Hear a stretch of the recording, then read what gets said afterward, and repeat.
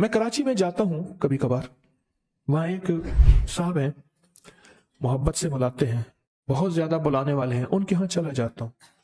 میں نے دیکھا تو ان کا بھائی جو ہے ایسے چل رہا تھا تو ہاتھ میں تسبیح تھی، بات تھوڑی کرتا تھا، تسبیح زیادہ پڑھتا تھا۔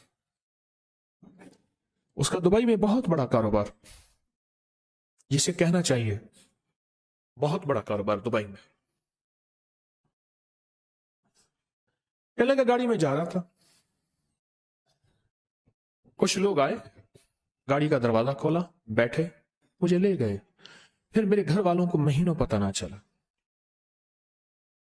اور اس کے بعد بڑی اذیتوں کے بعد میں چھوٹا۔ اب وہاں بیٹھ کے پھر اللہ ہی تھا تنہائی میں، اور تو کچھ تھا ہی نہیں۔ کہا کہ وہ اللہ سے ذکر کرنے اور باتیں کرنے کی ایسی کوئی مجھے عادت سی پڑ گئی ہے، اب لوگ مجھے کہتے ہیں کہ آپ جیل کی اذیتوں کی وجہ سے خاموش ہو گئے ہیں۔ میں لوگوں کو لاکھ کہتا ہوں، نہیں، وہ مانتے نہیں۔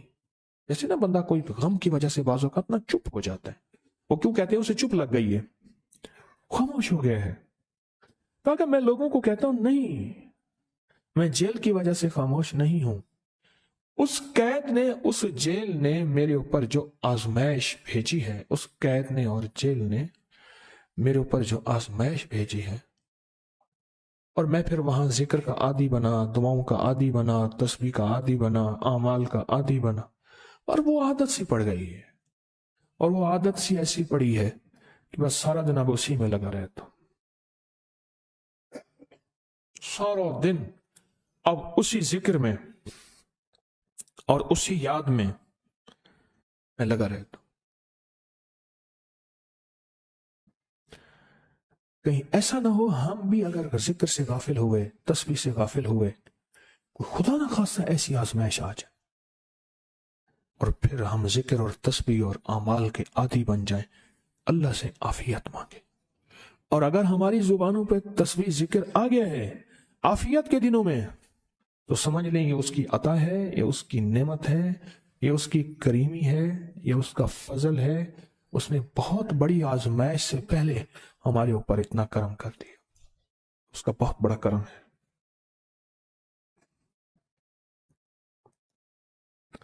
اس لیے اللہ جل شانہ کے حبیب کملی والے نے آزمائشوں سے پناہ مانگی ہے۔ اللہم انی اعوذ بک من جہد البلا، آزمائش، کوئی بلا آ جائے، ودرک شقا، شقاوت میں میرا نام آئے، بدبختی میں، یہ بھی آزمائش ہے۔ وسوء القضاء، میرے لیے ایسے فیصلے ہونا شروع ہو جائیں جو مجھے برباد کر دیں، ایک کے بعد دوسرا میرے حق میں فیصلہ، میرے خلاف فیصلے سارے۔ وشماتت الاعداء، اور ایسا وقت میرے آزمائش نہ آئے کہ دشمن تالیاں بجائے، دشمن ہنسے اور میرا مذاق اڑائے۔ اس لیے میرے آقا نے، میرے حضور نے آزمائشوں سے پناہ مانگی ہے، عافیت مانگی ہے۔ اللہم انی اعوذ بک من زوال نعمتک، اللہ نعمت دی پھر اس کا زوال آ گیا، وتحول عافیت، عافیت دی اور تو نے چھین لی۔ اللہم انی اعوذ بک من زوال نعمتک وتحول عافیتک وفجاءت نقمتک وجمیع سخطک، اے اللہ کو میرے اوپر ایسے حملے ہوں اور سختیاں میرے اوپر شروع ہوں، مولا میں اس سے پناہ مانگتا ہوں۔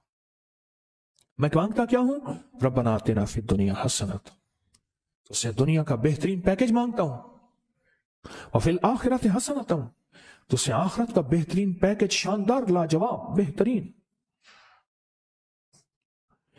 ہاں، آزمائشیں، مصیبتیں، تکلیفیں، حوادث، حادثات، ناکامیاں، بیماریاں، پریشانیاں میں نہیں مانگتا مولا۔ اللہم انی اعوذ بک من الہم والحزن، ہم کہتے ہیں ٹینشن کو، انزائٹی کو، اسٹریس کو، ڈپریشن کو، اندر غم ہے باہر پتہ ہی نہیں، اس کو ہم کہتے ہیں، اور حزن کہتے ہیں جس پہ ہائے ہائے ہو۔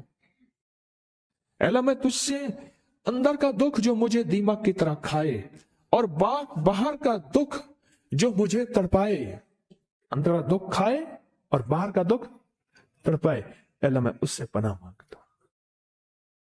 ہم والحزن، عجز والکسل، ایسا کہ میں عاجز ہو جاؤں یا میرے پر سستی غالب ہو جائے۔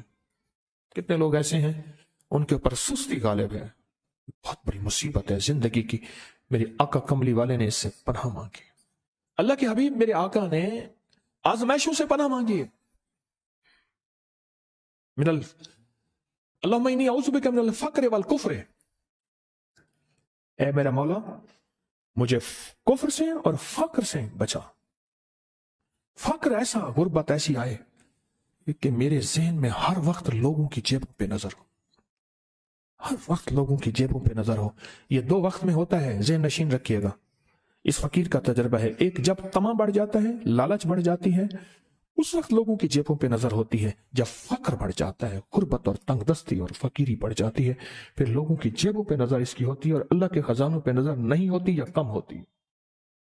اے میرا مولا مجھے فقر سے بچا اور کفر سے بچا، کہ ایسا وقت نہ آئے میں اپنا دین بیچ بیٹھوں، اپنا ایمان بیچ بیٹھوں۔ ہمارے ایک مخلص تھے عبد الوحید سلیمانی صاحب رحمۃ اللہ علیہ، کہنے لگے انارکلی میں میرا ایک دوست تھا، تو میں اس دوست کے ساتھ زندگی گزری، پنجاب یونیورسٹی میں اکٹھے پڑھتے تھے، تو پھر پتہ چلا کہ وہ بہت مالدار ہو گیا، اسلام آباد کے ایک بہت بڑے سیکٹر میں گیا تو اس کا گھر دیکھا، گاڑیاں، بڑا گھر، اور یہاں اس کے پاس ایک پرانی سی پتلون ہوتی تھی اور غربت ہوتی تھی، اور انارکلی کے کسی اوپر چبارے کے کسی کمرہ لیا ہوا تھا۔ تو میں نے اس کا نام لے کے پوچھا یہ کیا؟ اس نے ایسے سینے پہ ہاتھ رکھ کے کہا بس یہی بیچا ہے، اب باقی سب ٹھیک ہے، سینے پہ ایمان بیچا ہے، سب کچھ مل گیا۔ اللہ میرے پر وہ وقت نہ لگا جب میرے اوپر فقر غالب آ جائے یا کفر آ جائے۔ میرے آقا کملی والے نے آزمائشوں سے پناہ مانگی، اور آپ حضرات کتنے خوش قسمت ہیں، اس کی شان کریمی اللہ نے آزمائشوں سے بچایا، اور انشاءاللہ ان نام کی برکتوں سے، ان دعاؤں کی برکتوں سے، ان تسبیحوں کی برکتوں سے، اس اللہ کے نام لینے کی برکت سے انشاءاللہ اللہ اور آزمائشوں سے بچائے گا۔ اللہ نے بغیر آزمائشوں کے ہمیں اپنا نام دے دیا، اپنے نام کی تسبیح دے دی، اپنا ذکر دے دیا، اپنی یادیں دے دی۔ کسی جگہ منہ سے اللہ نکل جاتا ہے، کہیں رحمان نکل جاتا ہے، کہیں بسم اللہ نکل جاتا ہے۔ ابو عبداللہ مغربی فرماتے ہیں میں نے رسول اللہ صلی اللہ علیہ وسلم کو خواب میں دیکھا، عرض کیا مجھے اللہ سے ایک حاجت ہے، کس وسیلے سے دعا مانگوں؟ عرض کیا مجھے اللہ سے ایک حاجت ہے، کس وسیلے سے دعا مانگوں؟ کوئی عمل بتا دیں، کوئی وسیلہ بتا دیں آقا۔ میں نے حضور سے خواب میں سوال کیا تو آپ نے ارشاد فرمایا جس کو بھی اللہ سے کوئی حاجت ہو اسے چاہیے وہ سجدے کرے، یعنی 2 رکعت ادا کرے، اور سجدے کی ہر رکعت میں 40 مرتبہ آیت کریمہ پڑھے، جو میں عمل میں بتایا کرتا ہوں، لا الہ الا انت سبحانک انی کنت من الظالمین۔ جب بھی کوئی مشکل ہو، الجھن ہو، پریشانی ہو، کوئی تکلیف ہو، کوئی مسئلہ ہو، تو میرے حضور نے فرمایا کہ تو ایسا کر، تو ایسا کر، تم کیا کر، تو نفل پڑھ، ہر رکعت میں سبحان ربی الاعلیٰ کے بعد 40 مرتبہ آیت کریمہ پڑھ، اور پڑھ ایسے ڈوب ڈوب کے، مانگ مانگ کے، گڑ گڑا کے، بھیکاری محتاج سائل اور منگتا بن کے پڑھ۔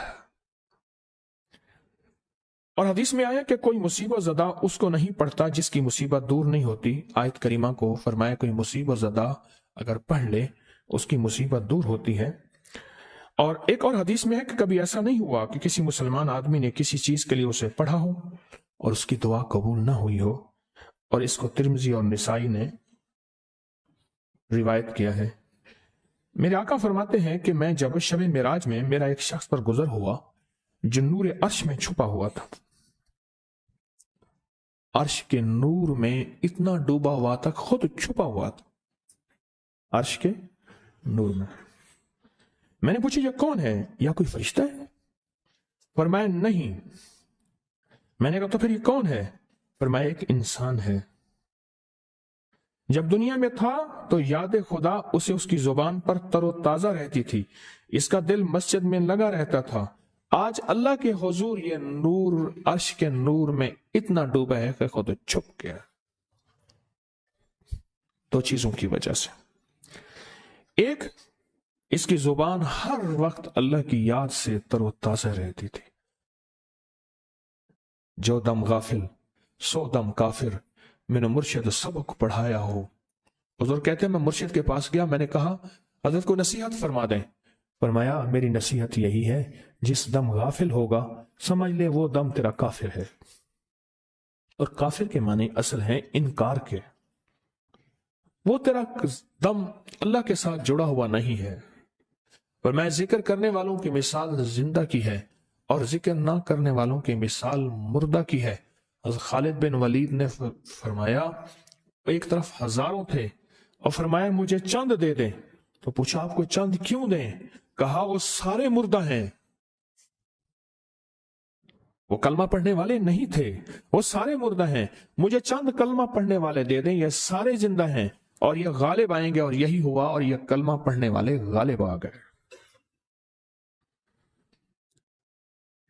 آپ نے فرمایا کہ غافلوں کے درمیان اللہ کی یاد میں لگا رہنے والا ایسا ہے جیسے خشک درختوں کے درمیان سبز درخت ہو.